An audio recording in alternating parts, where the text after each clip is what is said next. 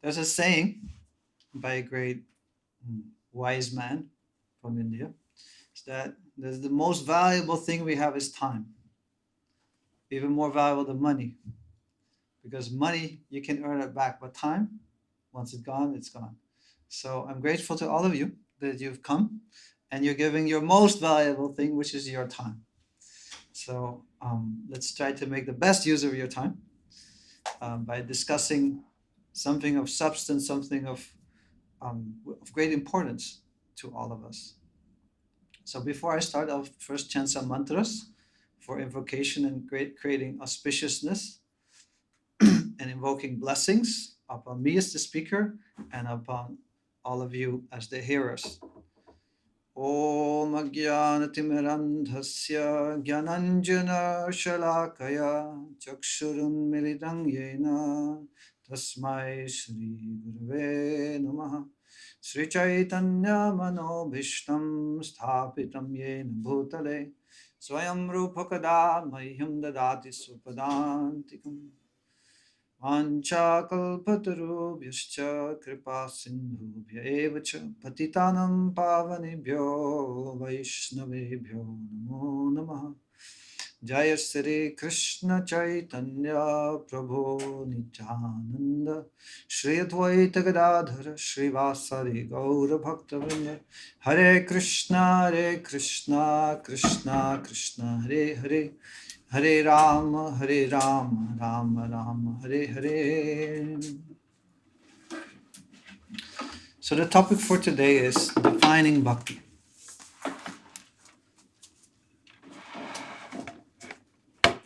And in the course of discussing this topic, we will tell a story. Tomorrow is a very special day for us. There'll be a big festival here. What time will it start? I think 6. 6 o'clock. If you have time, please come. It's a great celebration of the appearance of one of the avatars of Krishna, one of the forms of Krishna who descends to this world, named Narasingha. Narasingha, anyone knows the meaning of Narasingha? Nara means man and Singha means lion. So it's Krishna who appears in the form of half man, half lion for the protection of his devotee. So more about that later. But first I want to define bhakti. Who of you can help me out? Asking the newer audience here, what have you heard about bhakti? When you hear bhakti, what does that ring in your mind? Devotion. Devotion. Thank you. And the other? Love. Connection. Yoga. Have you ever heard about the word bhakti?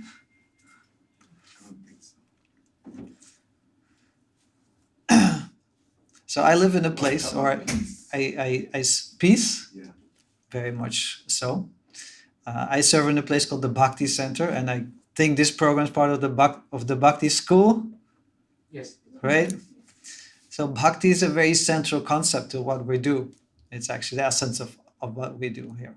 For example, we just chanted. That's a process of Bhakti yoga. Now, what is this Bhakti?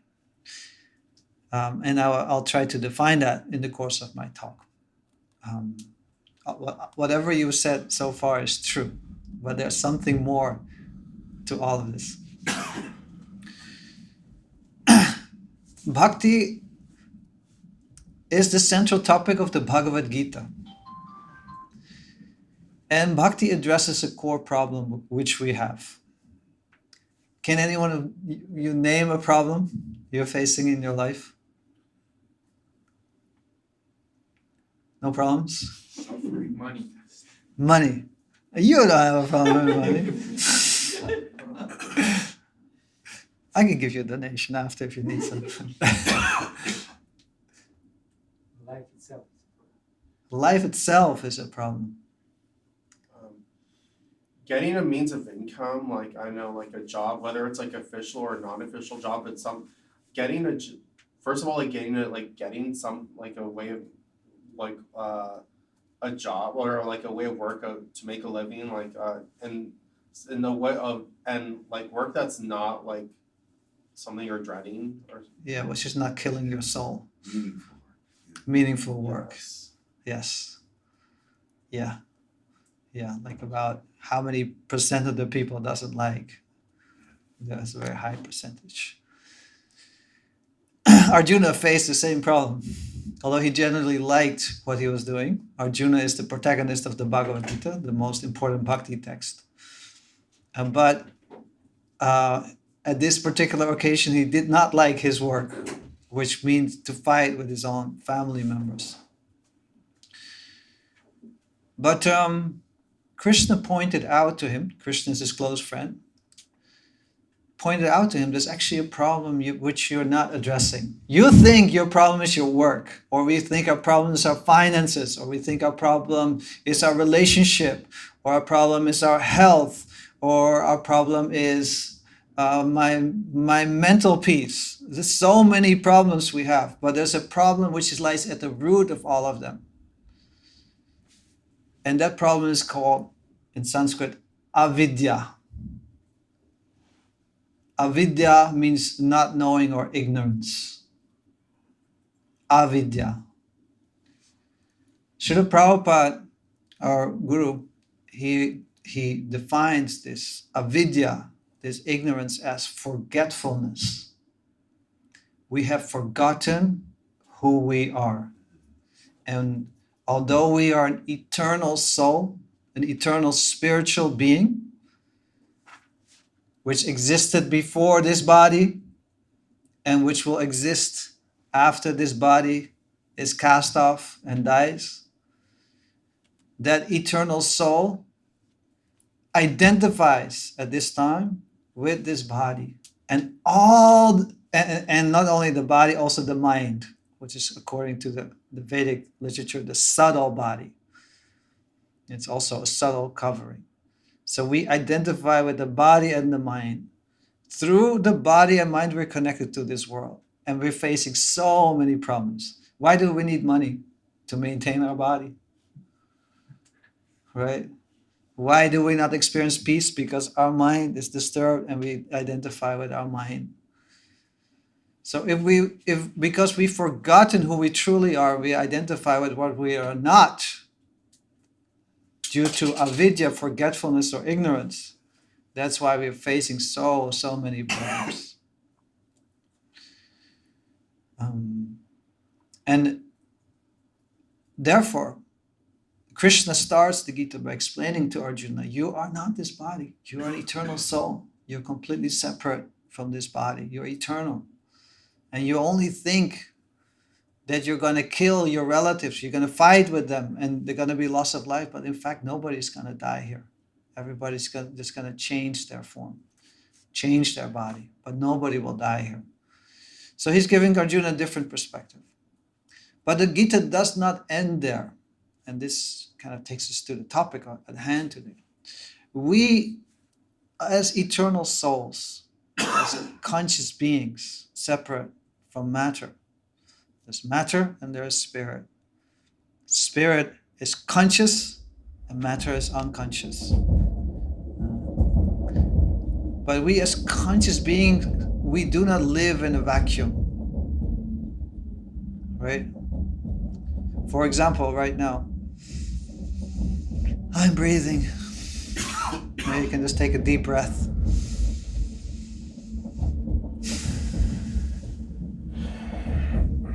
We do this all the time. We're breathing. But have we created the air which we breathe? Did we create our respiratory system? The system which takes that air in and separates, I guess, the oxygen from the carbon dioxide which we breathe out. We just do it all the time and we're completely dependent on this. For our life, we're completely dependent. But we have nothing to do with it, essentially. We haven't created the air. We're not even, our body is breathing. We're not even aware how it's going. Mostly it's unconscious. So we're a part of so much of a greater system. The food, as a priest, I often do ceremonies for babies, small babies. It's an important ceremony in Vedic culture. It's your first grains. A baby gets their first grains. It's called Annaprashana, and there's a celebration for that event.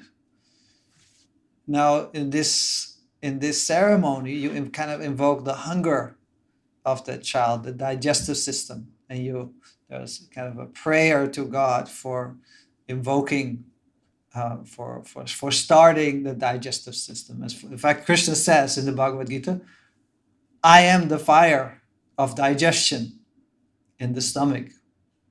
So I ask this question: have you ever digested anything in your life? Yes, have you done? Have you ever digested something in your life? Yes. What about you? Is it your question?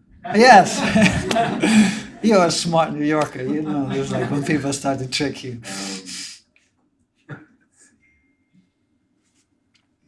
Yes, but what? My answer, I'll give you the answer. My answer is no.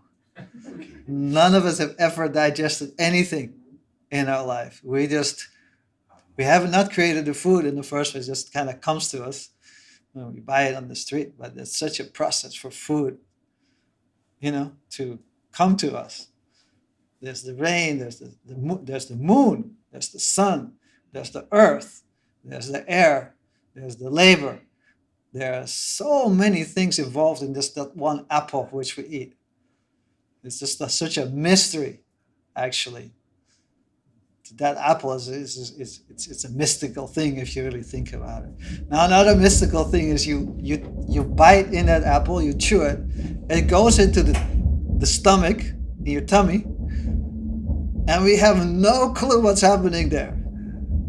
Right? Have we ever digested anything? No, we just put it in the stomach. Actually, not even that we're not even doing. It's just our body, our mechanism is doing. Once something goes wrong in the brain and we can't do anything anymore. We're completely dependent. So it's actually, that system is created by something external to us, an external power, an external being. So the point is, first lesson of the Gita is that we're an eternal being. And we are conscious beings different from matter. That's why you cannot create conscious beings out of matter. So, but we as conscious beings, we do not exist in a vacuum. We are part of a greater reality. And that reality is the supreme being. That's called Brahman in Sanskrit. It says, Om Purnam Adah Purnamidam Purnat Purnamudachyate. That the supreme reality is complete. And we, as a small part of that reality, is also complete. Yet, we experience so much incompleteness. Who of you feels full, Purna, fully complete? We feel some lacking always. That's the whole struggle of life, the struggle for existence. We always feel some lack. We feel not fulfilled, and we're always trying to fill that lack. So we are part of a complete reality, and we're also a complete part, but we are kind of detached from that awareness. Remember, avidya, ignorance, forgetfulness of our part in that whole. So what is our part? This is an essential question the Gita is addressing. What is our part in that whole? Now we can think about different parts of a whole, which can help our part in the whole. For example, a leaf is connected to the tree, is part of the tree. Now, what's the function of that leaf?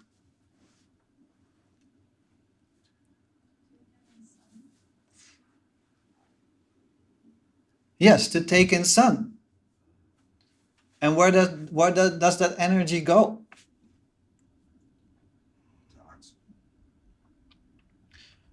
Well, that's also happening through the leaves also. I'm not exactly completely sure how any biologists here. How does a tree breathe? Breathes? It goes into the chlorophyll and then through the chlorophyll. Yes, you know much more than me about this. Yes. So the leaf serves the whole tree. The leaf has a part to play in the whole and serves the whole. And also in doing so, that leaf itself is nourished. Because what happens if you take that leaf off of the tree? It withers and dies. Another example our teacher, Srila Prabhupada, gives is the finger or the hand. Let's say just the finger. When the finger is attached to the whole, as part is attached to the whole, it's quite happy. It's alive, it's functional, and it can do so many things. Now, what's the function of the finger in relationship to the whole body?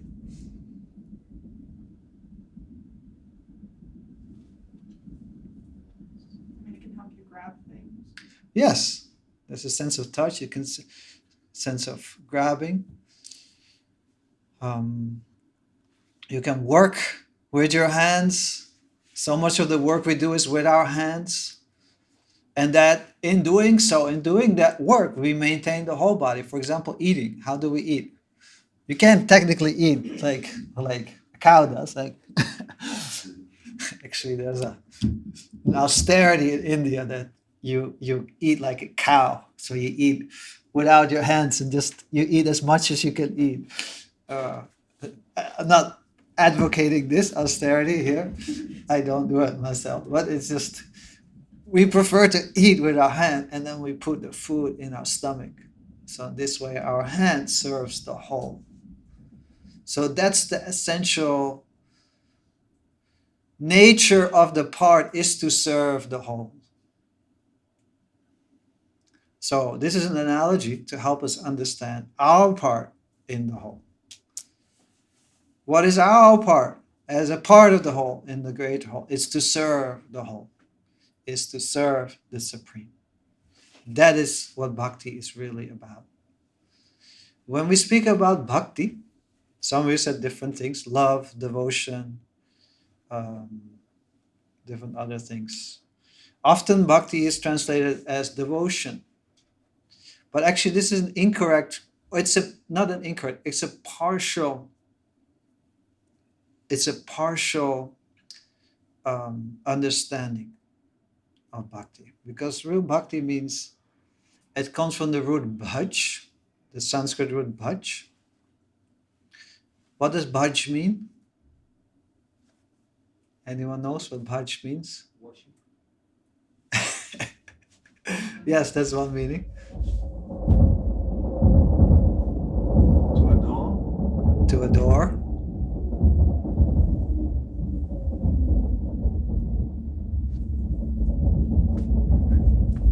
What does bhaj mean? Is that to sing? To sing? Yeah, bhajan. Yeah. No, it doesn't actually mean to sing. It's just bhajan is worship through singing, or that's why it's called bhajan. Bhaj, actually, there's a great grammarian, and his Panini, and he's kind of the standard grammarian of Sanskrit words. So he says bhaj means seva, service. So the actual meaning of bhaj is service. And worship is one way to serve. There's many other ways to serve.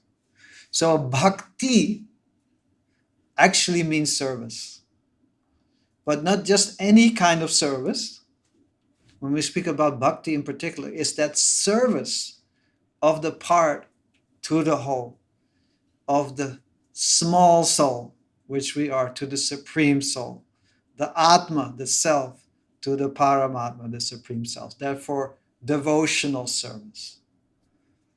Prabhupada translates it like that, devotional service.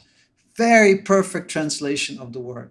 There's no better translation in such a concise way. Devotional service. Service in devotion up to the Supreme Being, to the Supreme Whole. So that's what bhakti is.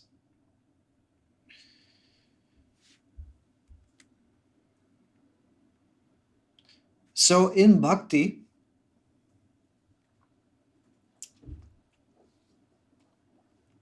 it said that bhakti is the dharma of the soul, another Sanskrit term, dharma. It's probably a term you've heard. What do you think dharma means? Truth. Truth?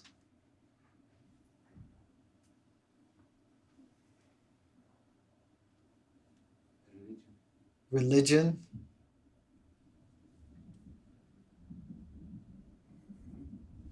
Did I say it already? Did I say the word? Does it mean peace? Does it? No, it doesn't mean peace. Some of our Indian friends here, you know, duty, yes. Real duty. What is a real? Duty, yes.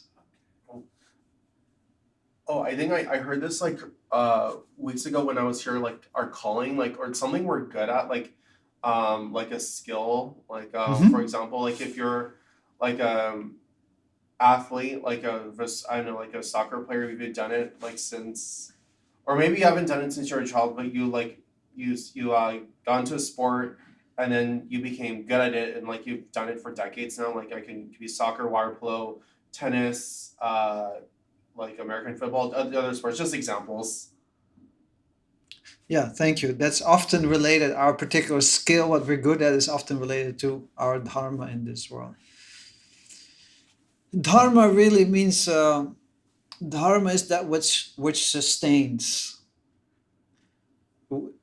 It's what makes something something.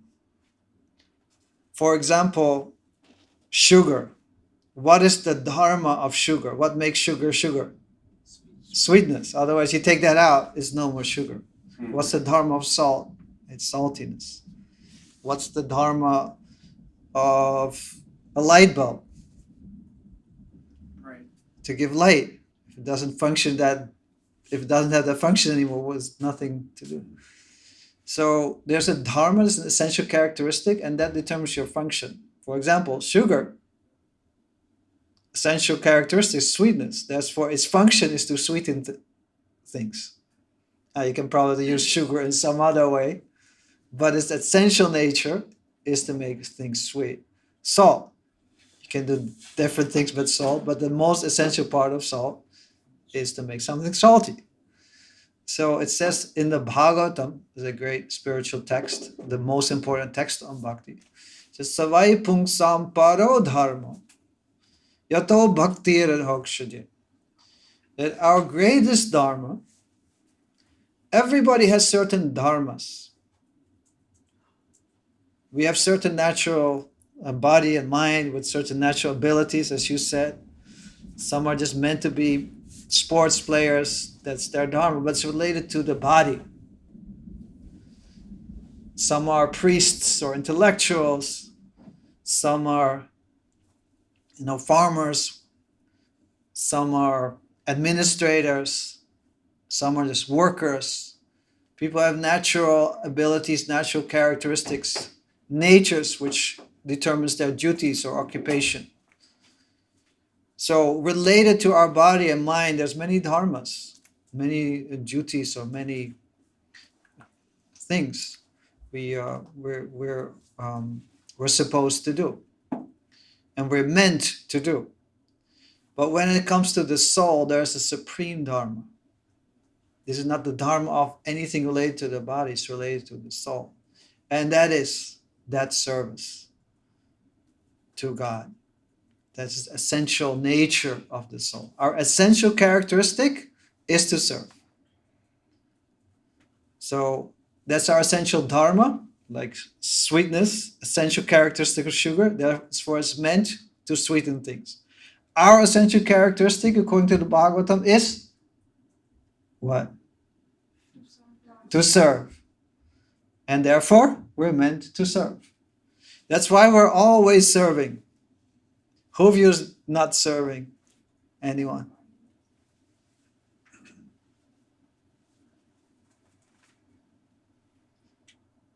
Everybody serves. Yes, everybody serves. You serve your boss, you serve your children, or you serve your parents, Dog.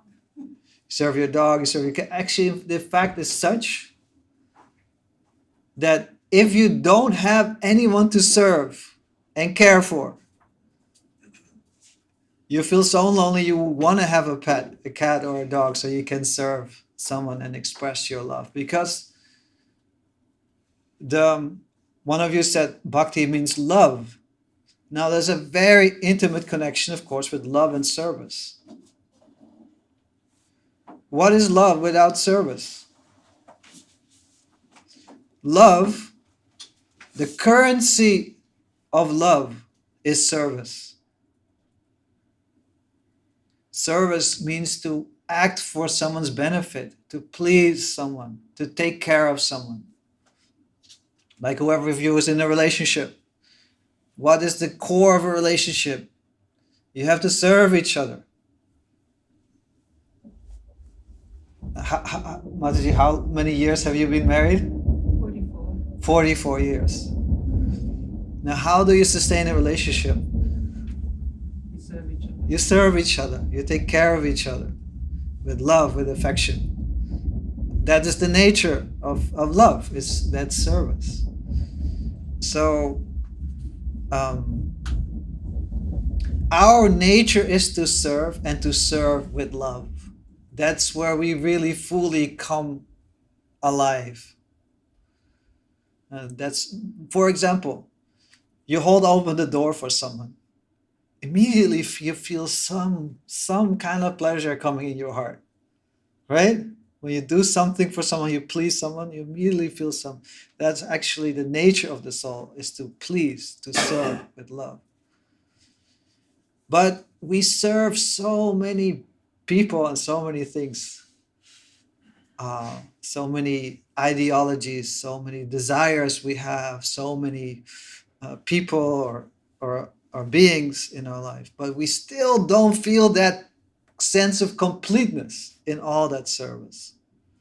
Because that service, that real object of our service, is our very source, is that supreme being, that supreme whole, the source from which everything emanates, from with whom we have an eternal relationship, or Krishna.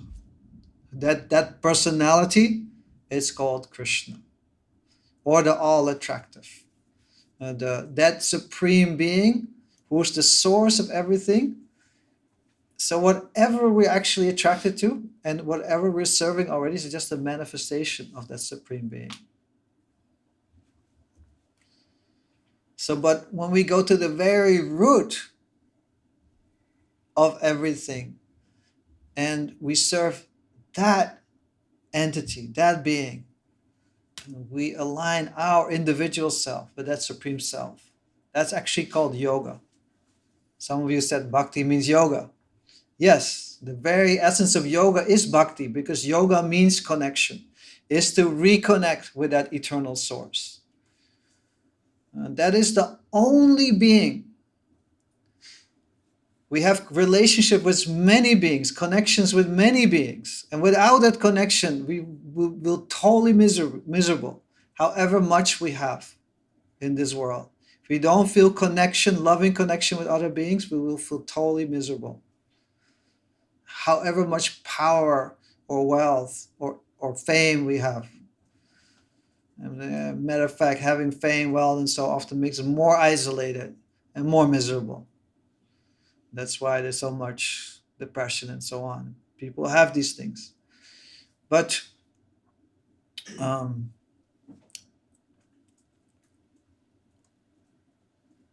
yeah, we all need that connection. But all the beings we are connected to, none of those connections are eternal. They're all connected to our body. For example, our parents. There's such a deep connection with our parents, right? At least I have. Very call them every so many weeks. Every week, every other week. Some of you speak to your parents every single day. It's like this is intimate connection. But is that connection eternal? No. Even your spouse, that connection is also not eternal.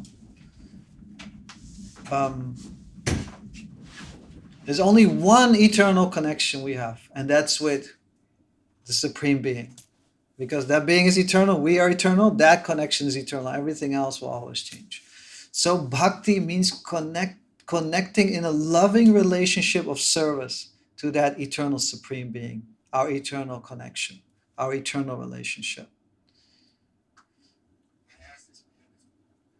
And that also, since everybody is part of that whole, everybody is related to that. When we revive our consciousness of that Supreme Being in a loving relationship, that's called also Krishna consciousness. So bhakti and Krishna consciousness, essentially the same thing, is to become aware of our position as an eternal servant of that Supreme Being.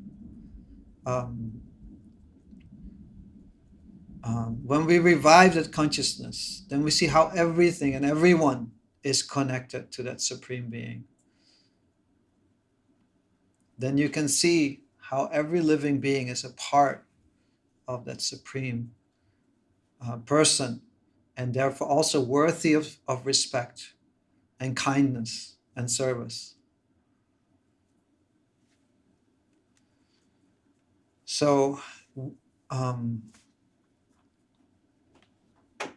that's what bhakti is.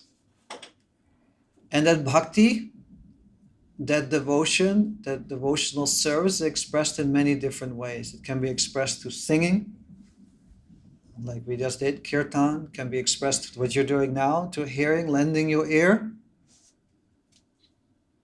to hear about our relationship with that Supreme Being. It can be expressed through prayer, through remembrance, through worship. There's many ways how we can connect in that loving relationship of service. And that's called Bhakti Yoga. Bhakti Yoga is that yoga, those practices which revive that eternal consciousness, our eternal relationship with that Supreme Being in loving service. And as soon as we do that, what happens? We immediately feel fulfilled. We feel connected. Like the leaf gets connected to the tree, immediately is nourished by the tree. Or the finger, when it's connected to the whole, its whole body, it's nourished. So immediately we feel that sense of completeness and fulfillment in connection with the Supreme Being. Now, once its personality, I'll still very quickly tell this story. It's taking another 5 minutes, and then we'll open for some questions. It's the story of Prahlad. Prahlad was a very young boy, and by connection with a great saint called Narada, he had awakened this spiritual consciousness, this God consciousness, this bhakti yoga within his heart. Now his father, his name was Hiranyakashipu. He's one of the greatest asuras. Asuras means non-godly person or demonic beings. One of the great non-godly beings who has ever lived in the history of creation, according to the Vedas. He was extremely powerful, so powerful he had control, not just over this one planet, but over the whole universe. He could walk on the street and say by his mystic potency and mystic power, he could make the sun shine or the sun go away. If he wanted have some rainfall, he could actually have control over the laws of nature. He became so powerful by extreme austerities, extreme endeavor. So, but he was very materialistic. He was all about power and control and enjoyment, selfish enjoyment. He was fully absorbed in his own self and his own greatness. I am the greatest of all. So he was extremely ignorant, actually, of his own self and of his relationship with the Supreme Being. But his little son was exactly the opposite. But he did not quite figure that out. He figured it out in one instance because he sent his son to school to become a very good materialist like he was, and so on. One point, he saw his son. He said, "Prahlad, please come, please come." And he put Prahlad on his lap, and he smelled his head. He said, "What is the best thing you've learned in school?" And he didn't say in school. He said, "What's the best thing you've learned?" And Prahlad Maharaj said, "Hearing about God, chanting the names of God, remembering Him, serving Him, praying to Him." And what do you think Hiranyakashipu did when he heard that? This was like burning poison on his ears to hear these words. He got angry and he threw Prahlad off his lap. I once played this role. Actually, my spiritual master played Hiranyakashipu, and I had to play Prahlad. So he did threw me, and I went flying. So I have a very good remembrance of this episode. So then he called for the teachers. He said, "What have you taught him? What is this nonsense he's speaking? This God consciousness. There's only one supreme being in this universe, and that's who? That's me. What are you teaching him?" And they said, "We don't teach him anything. We just taught him all like about politics and economics, all good materialistic things to make him just become like you." So then he said, "Okay, you take him back in school and make sure he's not being spoiled because there's some outside influence here. So you keep him very carefully and indoctrinate him in proper materialistic values." So Prahlad, he went back to school. Gave him another chance. And so Prahlad, but actually what happened, whenever the teachers weren't around for lunch break or something like that, he would start to speak with his schoolmates about all the spiritual teachings he had learned. And because he was so realized, they were so interested to hear him. So they were getting very excited. And they were like even like chanting together in the classroom like we're doing now. So when the teachers found out, they informed, because before they thought if Hiranyakashipu finds out that we're going to be dead. So we inform him what's happening. So Hiranyakashipu became very angry. He said, "Okay, this person is spoiled. If he spreads this God consciousness, this idea that there's someone higher than me, it's going to be disaster. So he needs to be killed. Oh, even though he's my own son, he's my enemy. He's become my enemy because he's not in line. He doesn't accept me as the supreme."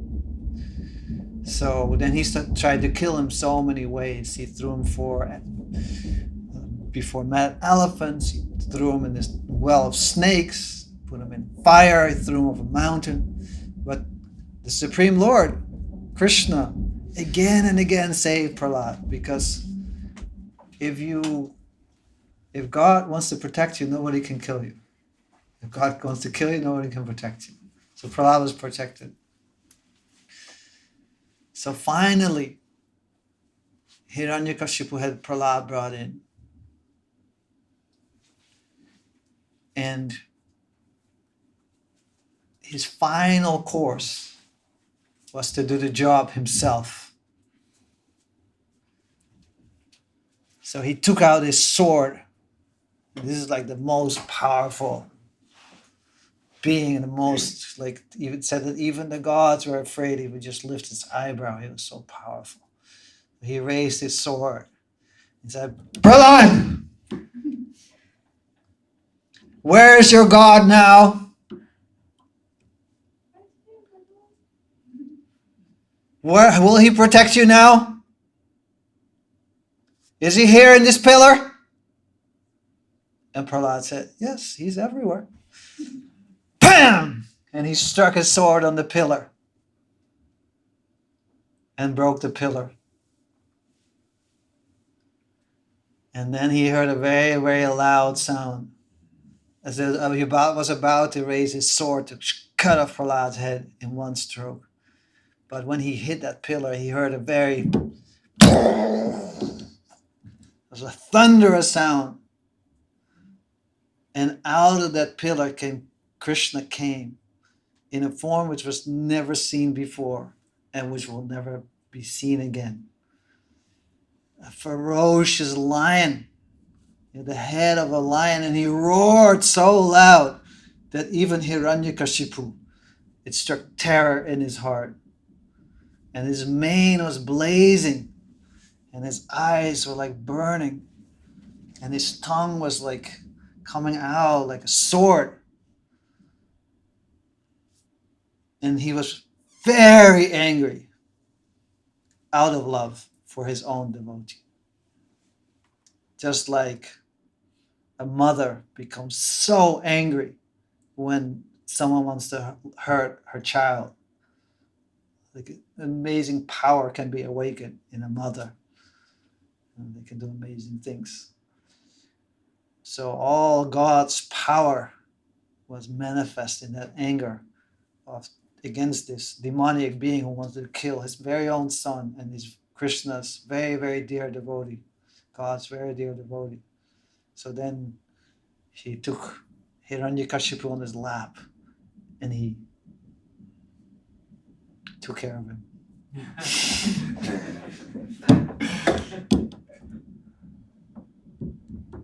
And with Prahlad, he was very, very devoted. And in the end, when he took care of Hiranyakashipu and gave him some heart surgery, from which he did not recover, unfortunately. So he threw Hiranyakashipu aside, and then he took Prahlad on his lap. And he asked Prahlad, what benediction do you want?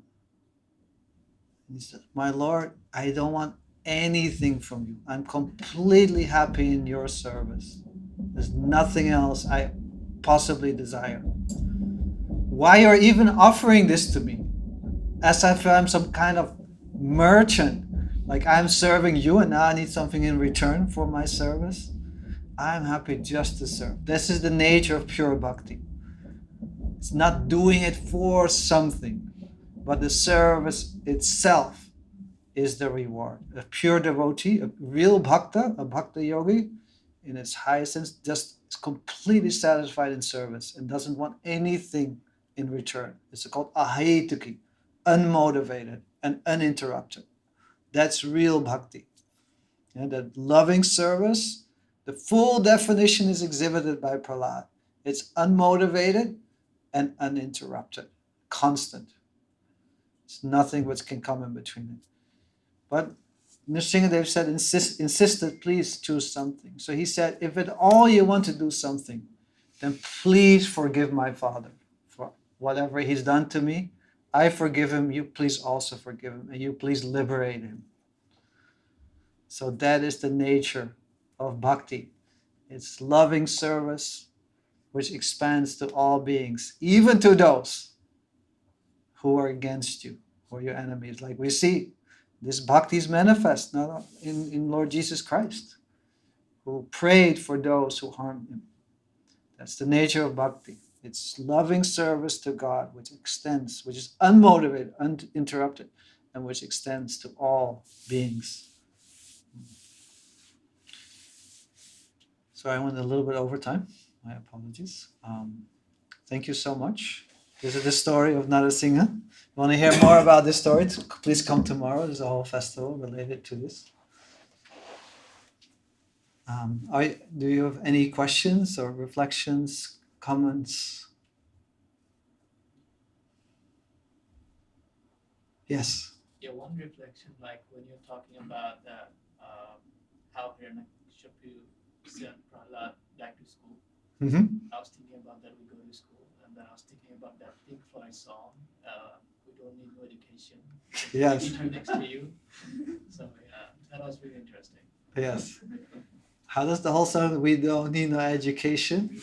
Hey, teachers, leave those kids alone. Yeah. Hey, teacher, leave kids alone. Yeah. The dark sarcasm in the classroom. Teacher, leave those kids alone.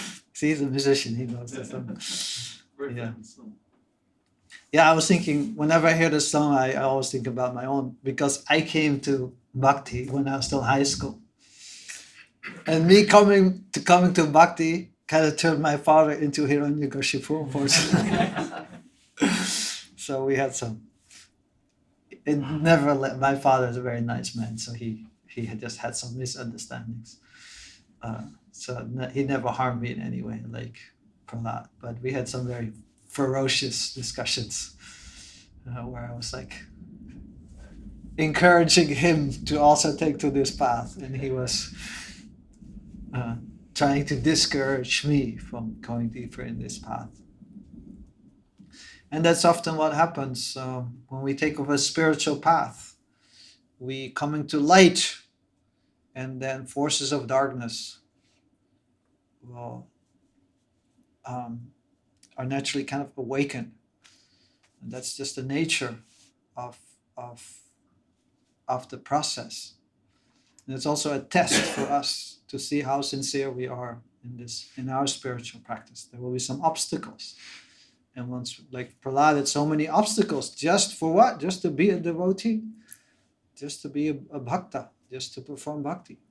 So many obstacles were there. He could easily have given it up. That was the easiest way materially. He would avoid so much suffering and so much danger and so much hardship just by giving it up.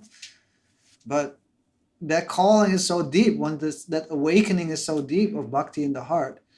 Once that's awakened, you never want to give it up for anything. Like if you ask Tulsi, who just came in, if you say, Tulsi, I'll give you $1 billion if you give up your bhakti, it's like, no way. And if you say,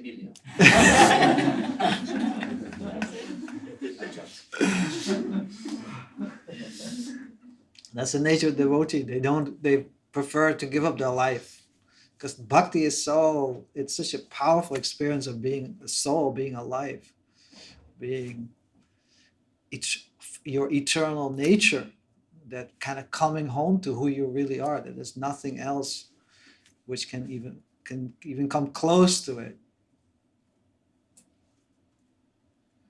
So but that conviction, that also brings a lot of insecurity in others.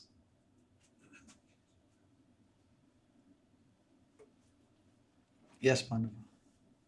I would like to say two things. First, just Prahlad Maharaj could have played smart, so to say.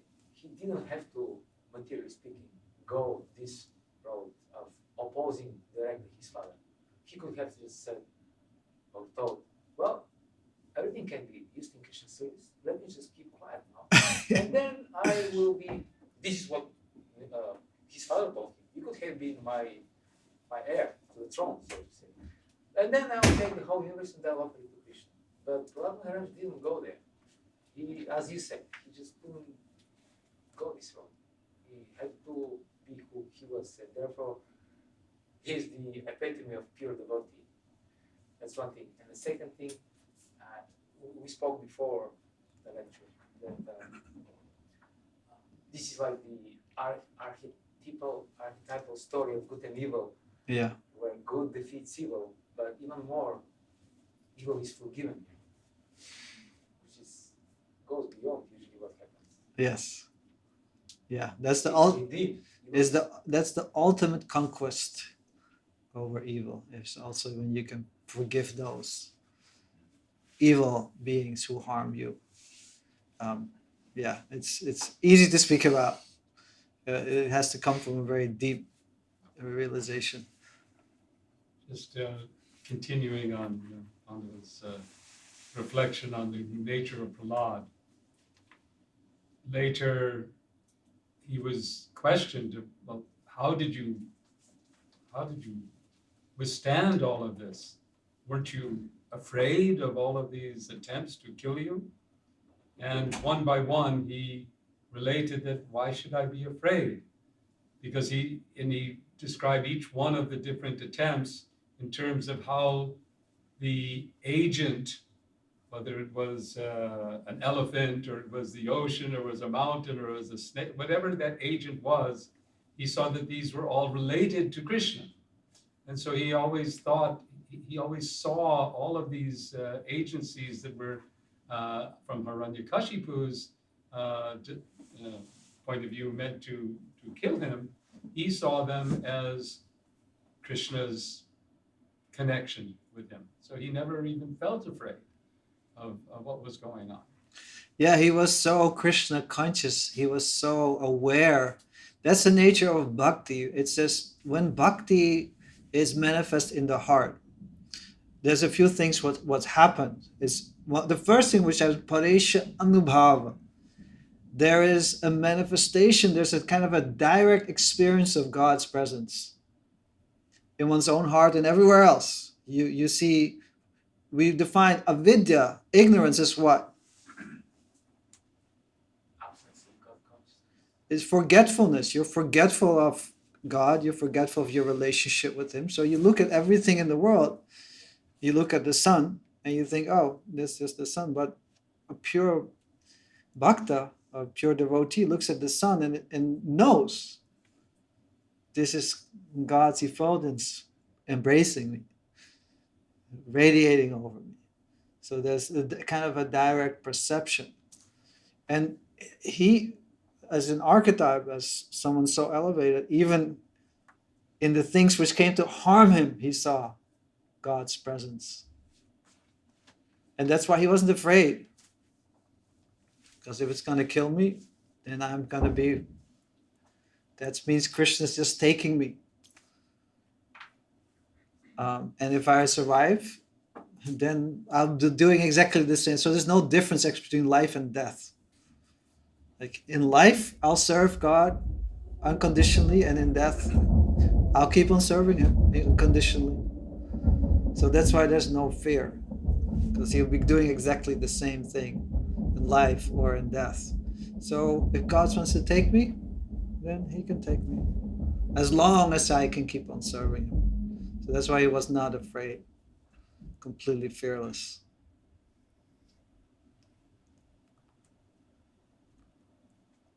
Because he was always, that's why that his quality, there's different practices of bhakti. His quality was of remembrance, constant remembrance of God. So he always remembered Him at all times. He always remembered Krishna in love. Like when you're in love, you're always like remembering that person you're in love with. So he's in love with God, always remembering Him, even in this very trying circumstances, unfazed by it. Extraordinary.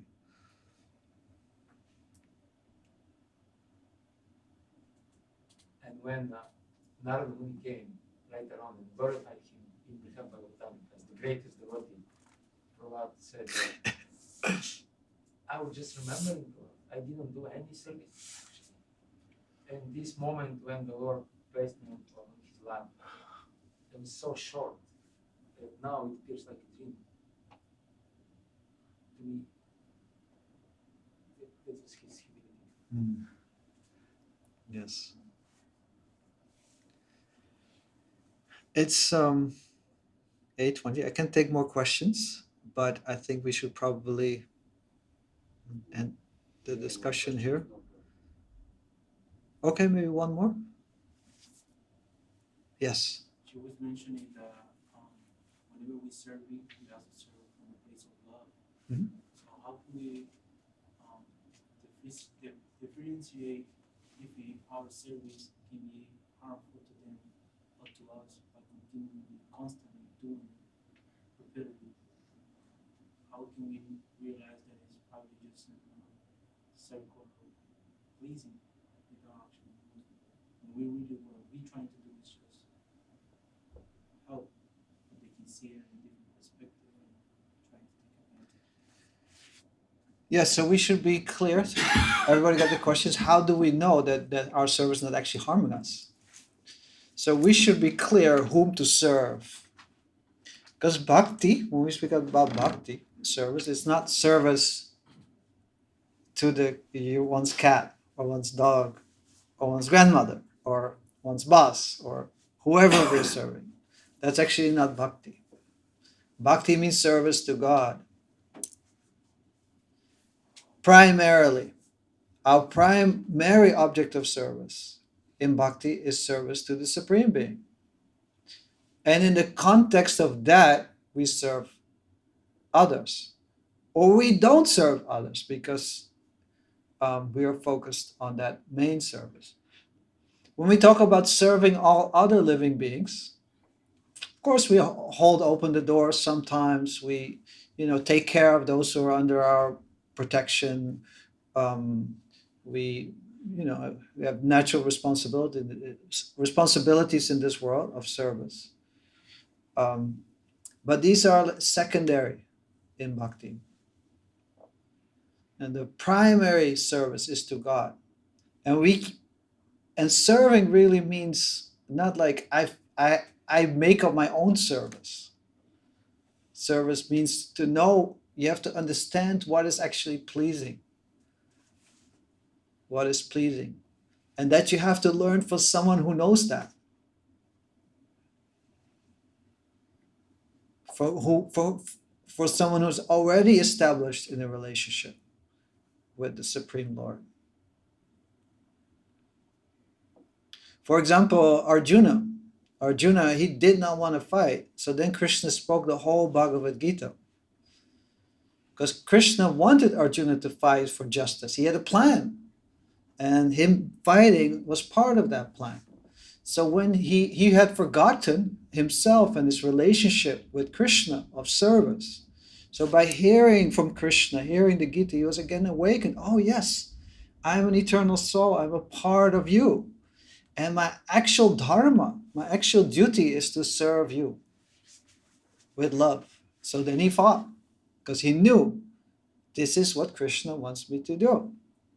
This is what God wants me to do. So similarly also, we have to find out what Krishna wants us to do. And Krishna is very clear in the Gita. He repeatedly tells us, think of me, remember me, offer me with love.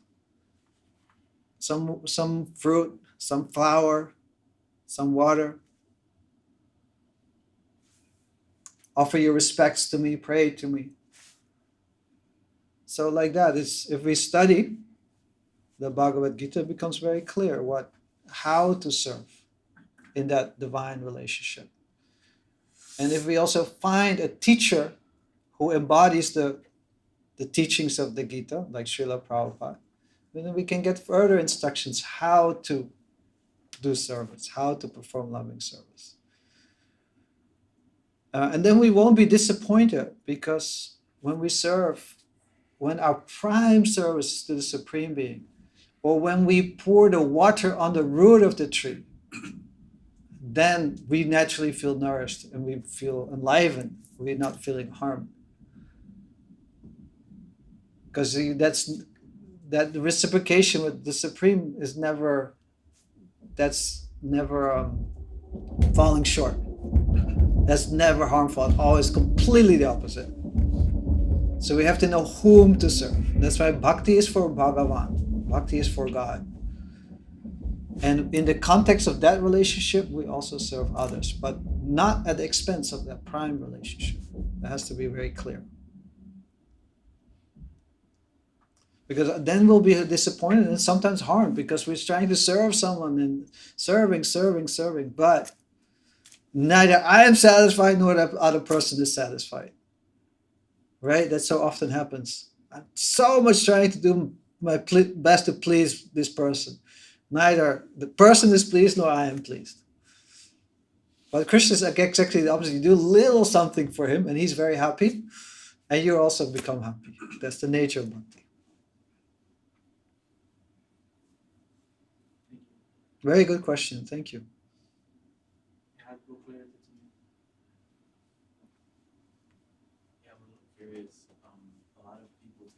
suffering to do their service. Put up the example of Christ. And I think about it, how can someone be happy while getting killed? Or how can someone be happy while undergoing suffering for their service? For their service, it seems like those are opposites. Yeah, that's a dichotomy. This is answered in the Srimad Bhagavatam. It says, Titikshava Karunika Surida Sarvadehinam Ajata Shatrava Shanta Sadhava Sadhu Bhushana. That the sadhus, the great realized devotees, they are very, very tolerant, Titikshava, forbearing. They're very merciful, very compassionate. So they tolerate all kinds of things. Why? And then the next verse says, why do they have this ability? Like we see in Prahlad, because this Kapila Devi says in another incarnation of Krishna explains that they are so much the pure devotees. They are so much absorbed in hearing about me and remembering me and chanting my glories. They have this deep spiritual absorption. Again, yoga, it's samadhi, it's they're completely entranced in their loving relationship and always hearing and chanting and praying and remembering and so on, that the miseries don't really touch them. So that's the key, to become so full in one's heart that miseries can't touch you. To give you an example, I'm from Amsterdam. Now, Amsterdam is very interesting. Amsterdam is actually built on the Swan. And the whole city is built on wooden poles. Now, you can then say, why do the poles not rot? Because they're always in the water. As soon as the water level goes down, and immediately the rot will come in because oxygen comes in. So that's why the city only exists by keeping the water level on a certain height. That's essential for the city. So it has to be always full. So similarly, our heart has to be always full. When our heart is full, then not so much can touch us. But when our relationship becomes weak, our bhakti becomes weak, we feel this existential emptiness, then it's not possible to, then suffering will really haunt us and it will really affect us very deeply. So that's why the greatness of a personality is measured by how much they can tolerate provoking situations, Srila Prabhupada says. Because they have this deep inner satisfaction and fullness coming from their bhakti, from their relationship with God.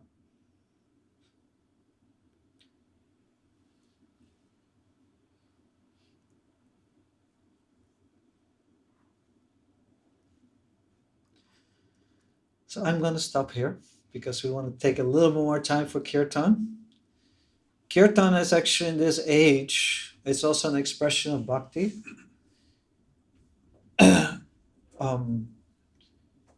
To call the names of the divine with love in a mood of service. That is actually the mood of kirtan. Srila Prabhupada actually translated this Maha Mantra. You see this Maha Mantra, Hare Krishna, Krishna Krishna, Hare Hare, Hare Rama, Rama Rama. This is a call for service. Because actually in the Sanskrit, in Sanskrit when you call out someone, you use a particular way to call. So Hare means all energy of the Lord. Krishna means all attractive one. And Rama means all source of pleasure. It's a call. Now, then you can say, let's say you call Krishna and Krishna responds. What do you want? What do you want?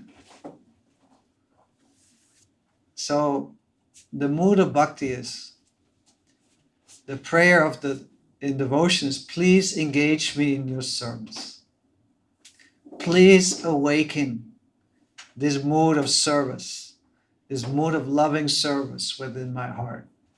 That's actually the meaning of the Maha Mantra. You call for Krishna to be engaged in service, to manifest your service. And from this chanting, so much you'll see miracles start to happen in your life. Like, I would have never thought that I'm in New York doing all the services I'm doing right now. But it all started with a call for service, and then Krishna can engage us and use us in all kinds of ways. Then your real adventure in life starts when you call Krishna for service.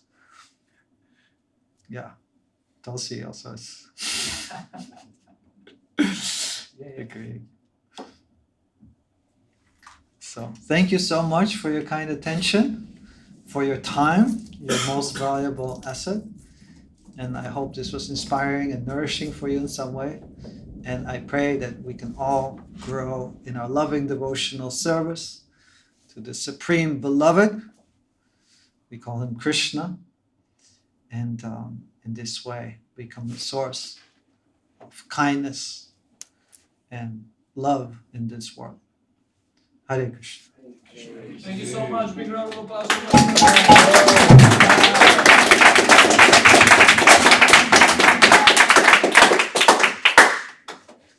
Okay, now we will hear a little more guitar kirtan.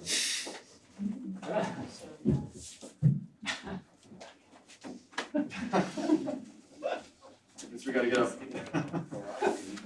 Whoever feels eager can get up, and if someone feels more into meditation mode, he can sit down, no problem.